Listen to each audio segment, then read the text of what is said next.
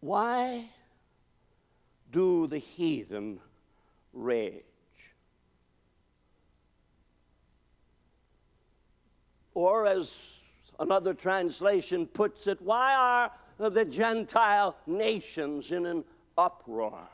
Now, surely everyone here is aware that the heathen do rage against God. We are informed frequently by the world around us that we're out of date, that we've lost track of reality.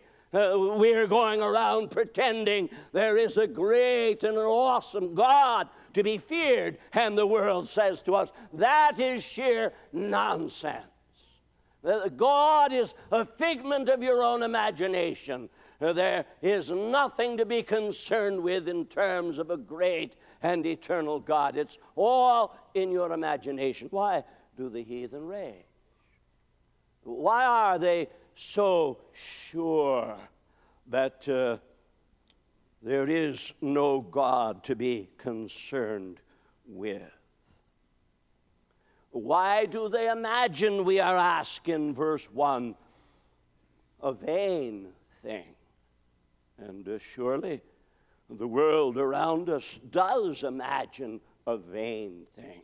They imagine that it is possible year after year after year to live as if there is no God and never suffer any consequence for their vain imagination. And notice the next line.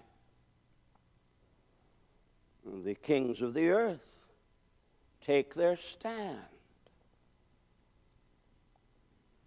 It's not describing something that happens accidentally. It's describing a conspiracy. They gather together. They band as one.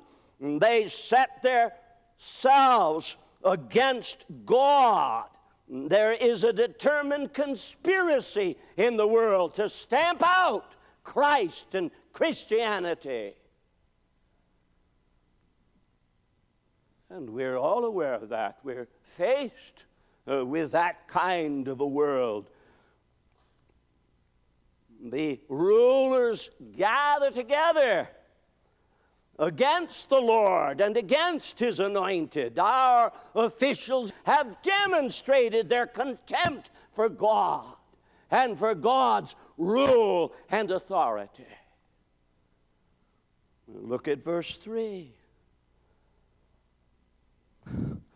Think of the arrogancy of these words. Let us break their bands asunder and cast away their cords from us.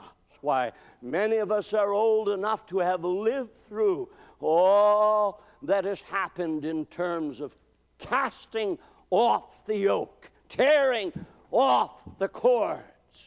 Can you not envision right now in your own mind situations in which you heard people say they would not be chained by this old-fashioned morality?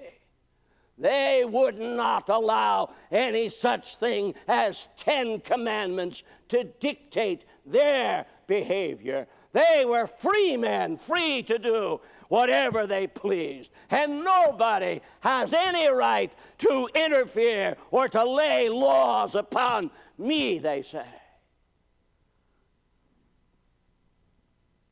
It's not just an occasional individual here or there that has taken that stance.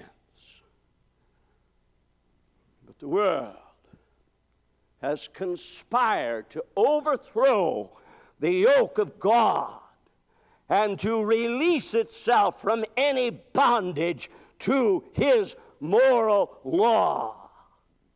And they feel that in doing so, they have been successful. So they look at us and they sneer and they say, those stupid fundamentalists, those crazy and ridiculous and old-fashioned evangelicals, they aren't smart enough to know they had their day and their day is gone.